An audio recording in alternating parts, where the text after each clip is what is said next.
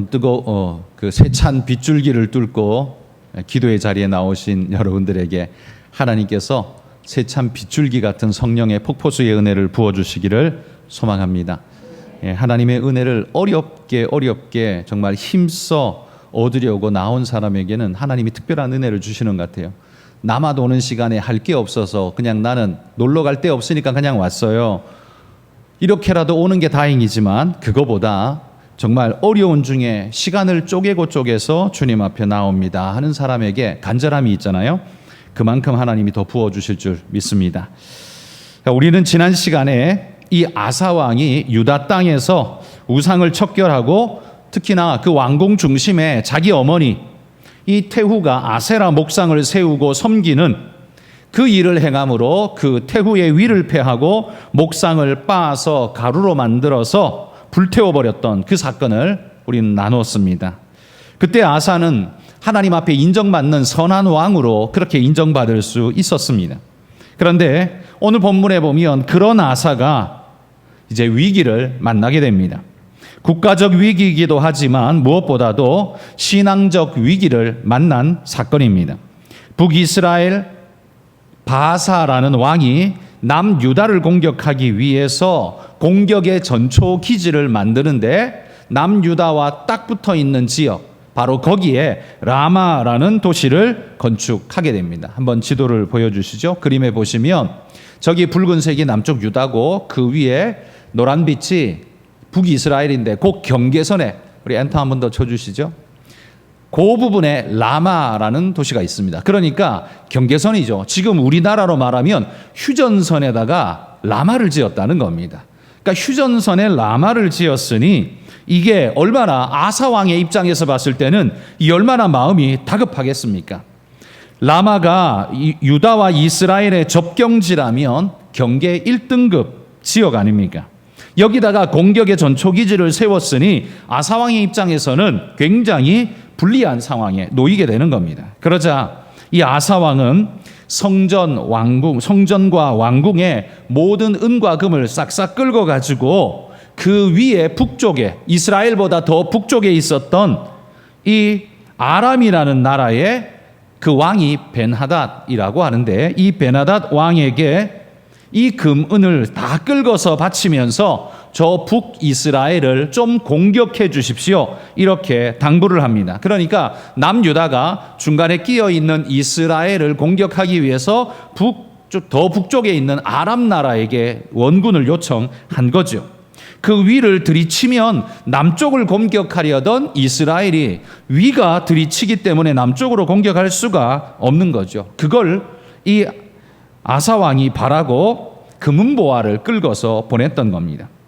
이 아람 나라의 벤하닷 왕 역시요, 이 팔레스타인으로 진출할 기회만 호시탐탐 노리고 있었기 때문에 안 그래도 내려가려고 마음 먹고 있었는데 금은보화를 싸들고 와주십시오라고 하니까 이 얼마나 절호의 기회입니까? 그러니까 두말할 것도 없이 오케이, 내가 당장 내려가 주마. 그리고는 군대를 몰고 이스라엘의 그 북쪽 후미를 공격합니다. 지도 다시 한번 띄워주시면 그 지도에 이스라엘 땅의 가장 북쪽 편을 한번 보십시오. 그 북쪽 폭에 보면 저기 선이 대충 끊겨서 잘 안 보이시겠지만 붉은 화살표로 있는 저쪽 지역, 그러니까 이스라엘 나라의 가장 북쪽 지역에 있었던 그곳 이온, 단, 아벨마임이라는 이 지역, 그 북쪽 지역을 공격하게 됩니다. 그러니까 이스라엘 왕 바하사가 남쪽 유다를 공격하기 위해서 라마의 성벽을 쌓고 성읍을 쌓고 전초기지를 만들고 있는데, 그런데 저 북쪽에서 공격해서 자기 땅을 침탈하고 쳐들어오고 있으니 바하사가 남쪽에서 뭐 성벽 짓고 있을 수가 있겠습니까? 자기 땅을 구하러 돌아가야 되지 않습니까?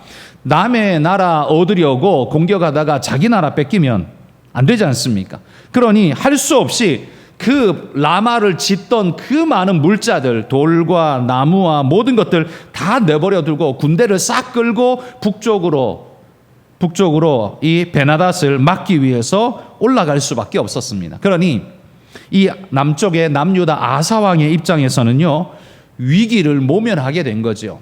이 베나닷의 공격으로 말미암아 군대가 다 철수해서 가버렸기 때문에 이 라마에 지으려고 했던 모든 물자들, 이 모든 물자들은 다 아사가 얻어올 수 있었던 겁니다. 그래서 그거 싹 끌고 와가지고는 게바와 미스바, 그러니까 예루살렘 북쪽 편에다가 게바와 미스바 성읍을 막아서 방비 성읍으로 이렇게 건축을 하게 된 거죠.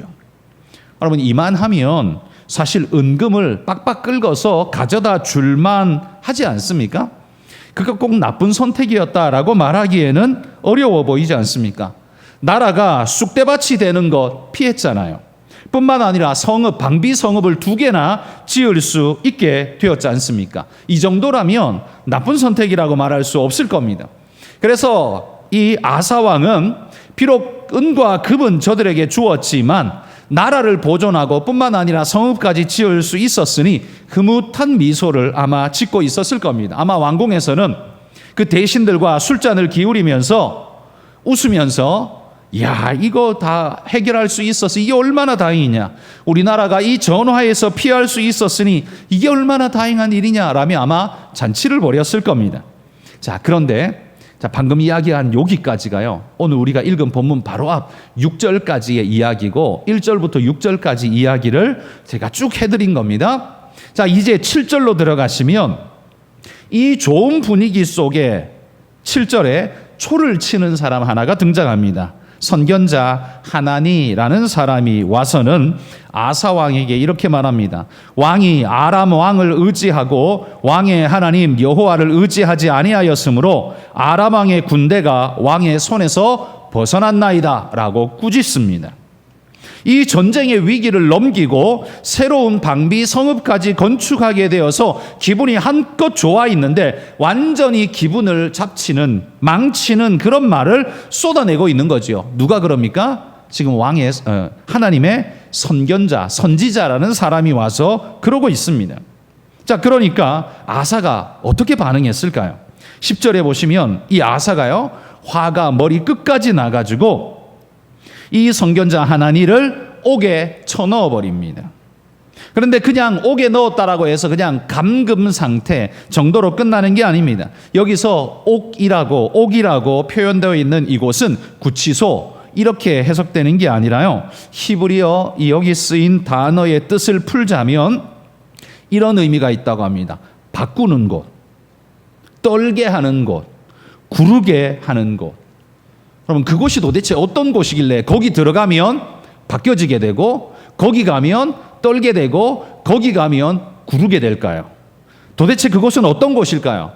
여러분, 그걸 우리 단어로 바꾸자면 한마디로 고문실이라고 맞을 겁니다.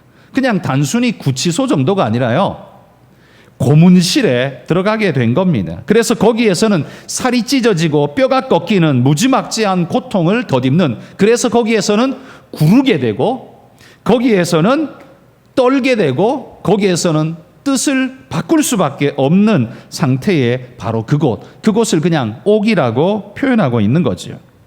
선견자 하나니는 하나님의 말씀을 전했다는 그 이유 하나 때문에 아사 왕에게 잔혹한 고문을 당할 수밖에 없었습니다. 뿐만 아니라 10절 끝에 보시면 이 하나님만 이렇게 한 게 아니라요, 백성 중에서 몇 사람을 학대하였더라 이렇게 말합니다. 왜 했을까요? 왜 학대했을까요? 아마도 이 선견자의 일로 인해서 백성들 몇이 들고 일어난 것 같습니다.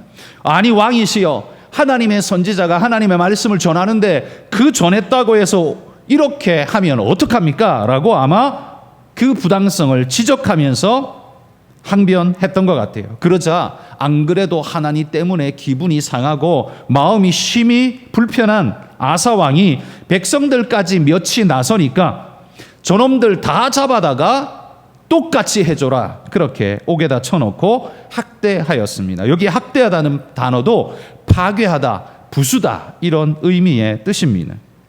그러니까 이 하나님뿐만 아니라 백성 중에 몇 사람까지도 다 집어넣고 분노로 그 사람들을 완전히 불살라버리듯 그렇게 분노를 쏟아내고 있는 아사의 모습을 볼 수 있습니다. 여러분, 제가 지난 금요일에 이 말씀할 때 이 아사 왕은 하나님의 말씀으로 그 나라에 부패한 것을 도려내고 종교개혁을 일으킨 왕이라고 했는데 어떻게 이런 모습을 보일 수가 있을까요? 그것도 선지자 하나니가 하나님의 말씀을 받아들고 와서 전한 걸 가지고서 어떻게 이렇게 할 수 있단 말일까요? 성경은 이에 대한 평가로요, 12절에 보시면 12절 그의 아사 왕의 말년을 소개해 줍니다.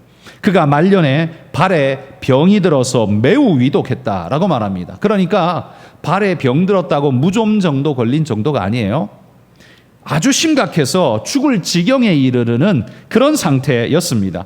그가 제위 39년에 이 발병하였는데 그가 41년에 죽습니다. 제위 41년에 죽는데, 그러니까 2년 동안 투병하다가 그것 때문에 죽게 되었다는 거죠.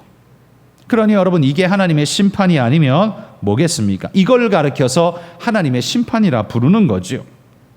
자, 그러면 아사 왕은 여러분 선한 왕이고 하나님 말씀을 사모하고 쫓는 왕이라고 우리는 알고 있는데 어떻게 이런 일을 저지르고 있을까요?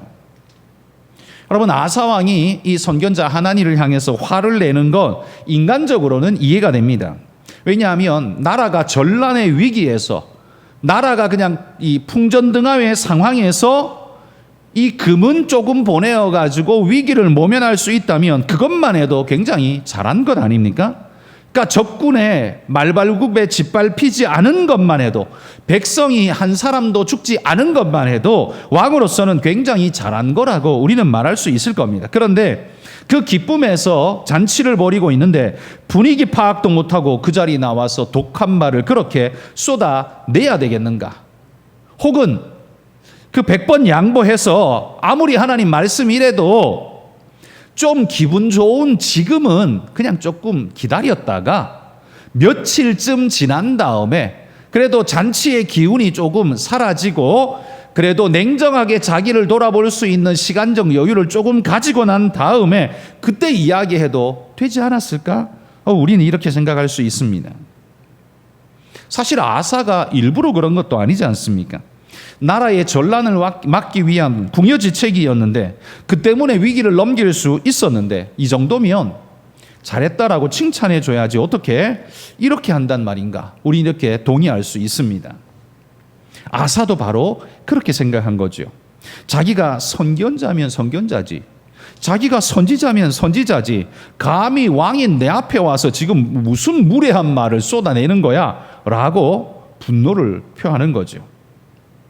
그러나 여러분, 이 선견자의 메시지는 선견자의 생각을 전하러 온 게 아니죠. 이 선지자의 메시지는 누구의 메시지입니까? 그건 하나님의 메시지죠.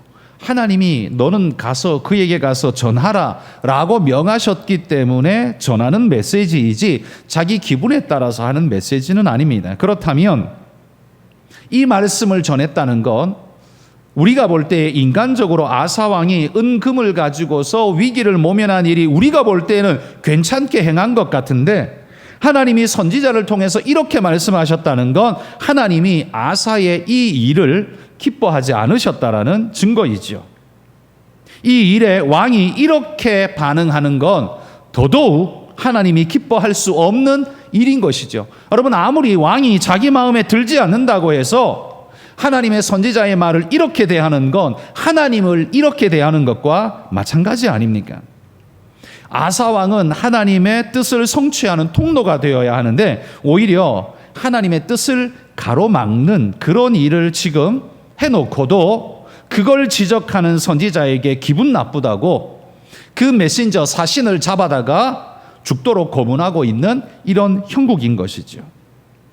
선견자 하나니의 말을 들어보면 여러분, 그의 말을 가만히 한번 분석해 보십시오. 그의 말을 들어보면 네가 이 싸움에서 이길 거다라는 정도의 의미만 담아 있는 게 아닙니다. 하나님의 뜻은 바하사가 라마를 건축하고 공격할 계획을 세우고는 있었지만 그건 오히려 하나님이 그를 불러들이는 미끼처럼 사용될 것이다, 이런 계획이었던 겁니다. 무슨 말인고 하니 하나님은 이 북이스라엘을 정리한 후에 아람 왕까지 손볼 그런 계획이었다는 거지요. 아사가 아람 왕에게 조공을 바치며 불러들임으로써 그 앞에 엎드림으로써 아람 왕을 손봐줄 기회가 날아가 버린 겁니다. 하나님의 계획은 이스라엘만 정리하는 게 아니라 아람 나라까지도 하나님께서 손보는 계획을 가지고 계셨는데 아사 왕이 알아서 기어버리는 바람에 포기하고 엎드리는 바람에 하나님의 이 계획이 다 수포로 돌아간 겁니다. 이스라엘의 공격을 받지 않는 거로만, 그러니까 최소한의 이익만 얻었을 뿐 하나님의 계획은 다 물거품이 되어버렸다는 겁니다. 왜요? 어떻게 그렇게 생각할 수 있을까요? 7절 말씀해 보시면 끝부분에 이렇게 말해요. 아람 왕의 군대가 왕의 손에서 벗어났나이다. 당신이 이러이러하였으므로 아람 왕의 군대가 왕의 손에서 벗어났나이다. 그러니까 하나님의 원래 계획은 뭐예요? 아람 왕의 군대까지 정리하는 것, 손보는 것, 이것까지가 하나님의 계획이었는데 지금 아사가 아예 지레 겁을 먹고 모든 것을 포기하고 주저앉아 버리는 바람에 나라는 전란을 피했을지 몰라도 하나님의 뜻은 다 망쳐져 버리는 상황에 수포로 돌아가 버렸다는 거죠. 여러분, 객관적으로 생각해 보면 나라를 전란의 위기에서 구한 것만으로도 왕으로서는 잘한 일이다라고 말할 수 있을 겁니다. 그것도 은금을 주든지 뭘 주든지 간에 나라의 백성들의 생명을 그리고 나라의 안위를 구할 수 있었다면 그 자체로 이미 사실 그건 잘한 거죠.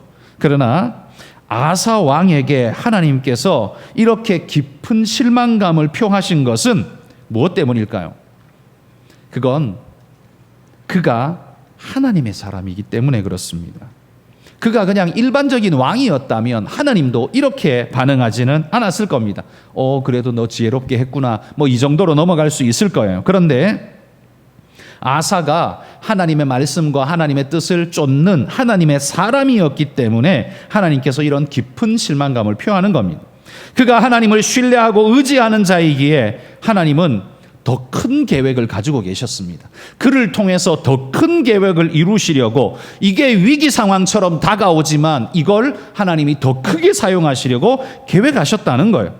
이스라엘을 넘어 아람까지 손보려는 하나님의 계획. 그런데 지금 아사 왕이 그 작은 눈으로, 그 작은 마음으로 이 모든 일을 그르쳐버린 겁니다.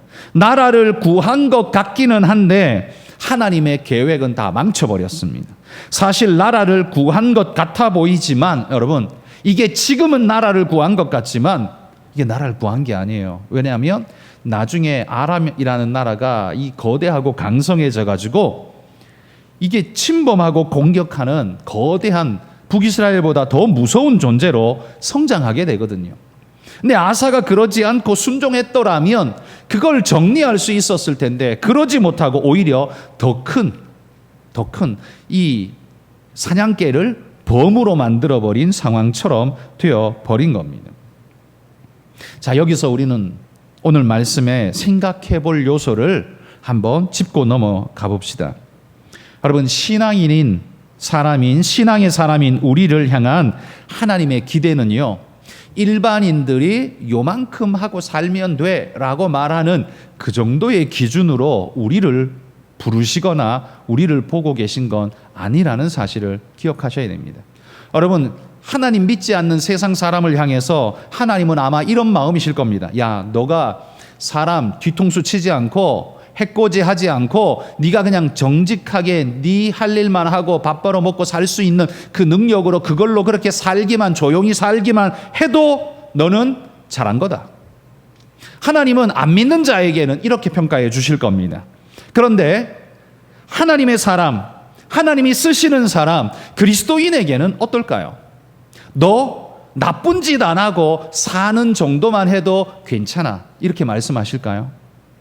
그리스도인인 우리에게 하나님은 그 정도의 기준을 가지고서 우리를 부르고 계실까요? 아사는 하나님의 뜻을 따르며 하나님의 영광을 드러내어야 하는 신앙인입니다. 지금 우리로 말하면 그리스도인이에요. 그리고 그는 위치가 왕이라는 주도적 위치에 있기 때문에 더 중요한 인물이었습니다. 그래서 이번 사건을 통해서 하나님의 영광이 드러나야 하는데 오히려 뭐가 드러났습니까? 은과 금의 능력만 드러났습니다. 와, 은과 금을 주니까 다 해결되네? 이것만 나타난 거죠. 그렇지 않습니까? 은과 금의 능력만 나타나고 결국 은금이 찬양받게 되어버렸습니다. 그리고 그 아람 나라를 더 위험한 나라로 만들어버렸습니다. 이제 이 아람 나라가 팔레스틴의 맛을 봤으니 가만히 있겠습니까? 북이스라엘 위에 깔짝깔짝 조금 맛본 정도로 끝나겠습니까? 아닙니다. 통째로 삼켜 먹으려고 계획을 하고요. 그건 남유다까지도 삼키려는 계획까지 그들은 꿈꿀 수밖에 없는 겁니다. 이 사건을 통해서 이것이 아사가 그리스도인 하나님의 사람이라면 하나님의 영광이 드러나는 기회가 되어야 하는데 하나님의 영광은 그 어디에도 보이지 않는 겁니다. 오히려 하나님의 계획은 수포로 돌아가고 엉뚱하게도 은과 금의 영광만 찬란히 빛나는 결과를 보여주고 있는 겁니다. 그러니 여러분, 이게 뭡니까?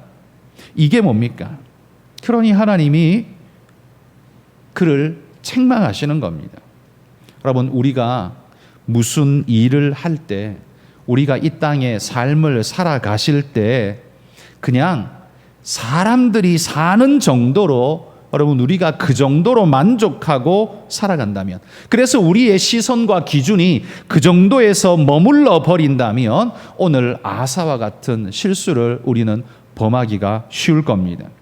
신앙의 눈으로 보는 게 아니라 사람의 눈으로 보고 그냥 그 정도로만 하고 만다면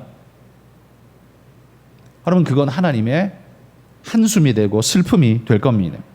사람들이 자기의 행동의 이유로 내세우는 그 정도를 가지고서 우리 행동의 이유도 그겁니다 라고 말한다면 이건 너무나 안타까운 일이라는 거죠. 여러분, 우리에게는 그 정도의 이유가 아니라요, 그것보다 더 큰 이유가 필요합니다. 무슨 이유요? 하나님 이유가 필요하다는 거죠. 우리가 이렇게 행동하는 데에는 하나님의 이유가 있습니다. 이게 우리가 그리스도인이라는 걸 보여주는 선명한 증거라는 말이죠. 남들은 하나님이 없으니까 그 정도로 만족하고 그런 방식으로 살 수 있습니다. 그렇지만 하나님을 신뢰하고 믿고 따르는, 그리고 하나님이 지키신다는 걸 믿는 우리는, 그 하나님의 기대하시는 그 삶의 방식을 알고 있는 우리는 어떻게 해야 됩니까? 우리는 살아남는 것을 목적으로 사는 사람이 되어서는 안 되고 그 사는 것 자체가 하나님의 영광을 나타내는 그런 재료가 되도록 살아야 한다라는 말입니다. 그러니 여러분, 그리스도인이 살아남기 위해 발버둥 치고 그냥 그걸로 만족한다면, 남들이 다 그렇게 하니까 나도 그렇게 해요 라고 말한다면 여러분 이건 굉장히 부끄러운 일인 거예요. 하나님가 와서 하나님의 말씀으로 책망을 해야 할 그런 상황이라는 겁니다. 하나님가 안타까워하는 게 바로 이 부분인 겁니다. 8절에 보십시오. 8절에 보면 하나님가 이렇게 말해요. 구스 사람과 룹 사람의 군대가 크지 아니하며 말과 병거가 심히 많지 아니하더이까. 그러나 왕이 여호와를 의지하였으므로 여호와께서 왕의 손에 넘기셨나이다. 이게 뭐예요? 지난번에 살펴본 그 옛날에 있었던 사건, 구스 땅, 이 이집트 지역에 그 구스 땅에 100만 대군이 몰려왔을 때 아사가 하나님만 의지하고 싸움에 나가서 승리했던 사건, 그겁니다. 100만 대군은 남유다가 절대로 이길 수 있는 군대가 아닙니다. 그런데도 불구하고 하나님 말씀 의지하고 믿음으로 나갔더니만 대승을 거두고 돌아왔던, 너는 그런 믿음의 경험이 있지 않느냐? 하나님이 너와 함께하여서 구스 사람 100만 대군도 네가 무찌르지 않았느냐? 하나님의 은혜가 너와 함께하는데 왜 지금은 바사가 군대를 끌고 와봐야 50만도 안 되는데, 그 100만에 비하면 반도 안 되는데 너는 그것 때문에 지금 벌벌 떨면서 왜 이렇게 하느냐? 바로 이게 지금 하나님가 지적하고 있는 안타까운 지적인 거죠.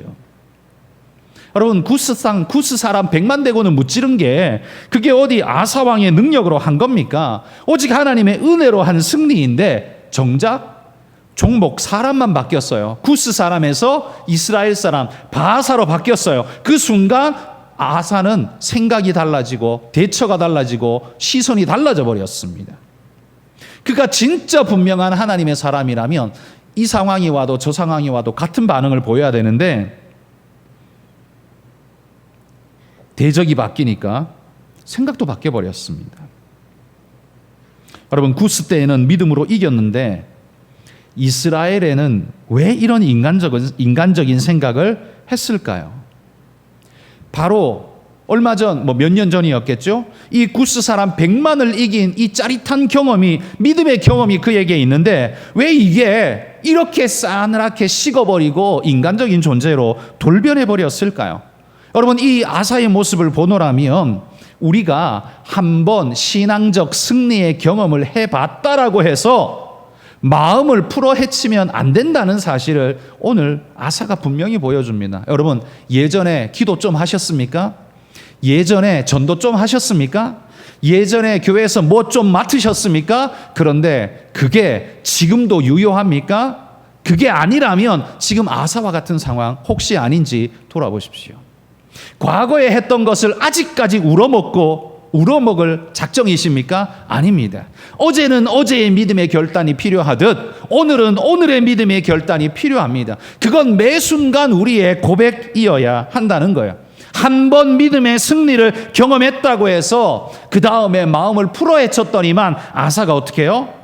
무너져 버린 겁니다. 이렇게 금은에 의지하는 존재로 돌변해 버린 겁니다. 그래서 여러분, 성경이 우리에게 뭘 요구합니까? 하나님의 전신갑주를 취하라, 이렇게 계속 요청하지 않습니까? 하나님의 전신갑주를 취하지 않으면 우리는 아사 같은 존재입니다. 그런 존재가 됩니다. 신앙인입니다. 은혜의 경험 해봤습니다. 하나님이 살아계신 걸 안 믿는 게 아닙니다. 그런데 정작 결정적인 순간에 뭐가 나와요? 은금이 나와요. 인간적인 방법이 나옵니다. 사람의 방식이 튀어나옵니다. 하나님의 전신갑주를 입지 않으니까 이런 일들이 우리에게서 일어나는 겁니다.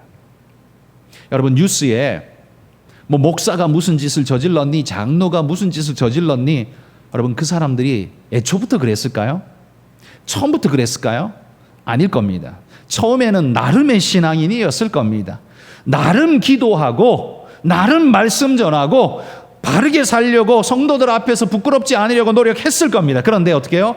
마음이 풀어헤쳐지는 순간, 그 한순간 그 하나의 유혹에 쉽게 무너져서 오늘 아사처럼 이렇게 쓰러져 버리는 겁니다.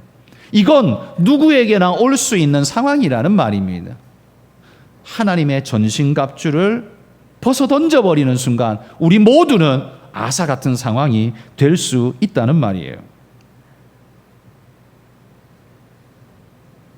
여러분, 순종하기 어려운 순간에도 하나님을 생각함으로 믿고 그분께 맡길 수 있는 것, 여러분, 이게 진짜 믿음 아닙니까? 하나님을 보내셔서 믿음을 보이라 라고 말씀하실 때 아사는 믿음을 보였어야 합니다. 그런데 믿음을 안 보이고 뭘 보였어요? 분노를 보였습니다. 신앙을 보여야 하는데 자기 혈기만 보였습니다. 바로 이 하나니가 아사에게는 큰 시험이었습니다. 이겨내어야 했던 그에게 주어진 십자가였습니다. 여러분, 하나님의 사람은 내 행동의 이유를 계속해서 변명처럼 내세우는 자가 아닙니다. 남들도 그러는데, 쟤들도 그러는데 왜 나만? 여러분, 이건 그리스도인의 입에서 나올 합당한 변명이 될 수가 없다는 거죠. 그리고 또 이렇게 말하죠. 너도 한번 생각해봐. 너 같으면 안 그러겠어? 이런 상황에 누구나 그러지. 너 같으면 안 그러겠어? 예, 모든 사람의 보편성은 그렇습니다. 그렇지만 하나님이, 우리가 하나님의 사람이기 때문에 우리에게 성령의 은혜를 주시고 하나님의 전신갑주를 입히시며 믿음으로 이겨내라고 말씀하시는데, 우리가 여전히 그런 핑계 이유만 계속 내어놓고 있다면 여러분, 이게 어디 합당한 이유라고 말할 수 있을까요? 불신자에게는 그게 합당한 이유일 수 있습니다. 그러나 그리스도인에게는 그게 합당한 이유가 될 수 없다는 거예요. 바로 그때가 믿음을 보여야 하는 때입니다. 여러분, 아브라함에게 자식 이야기할 때 90세에 어떻게 아들을 낳습니까?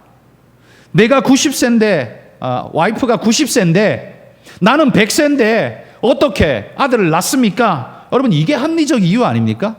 당연하죠. 내 와이프가 90세인데 어떻게 애를 낳아요?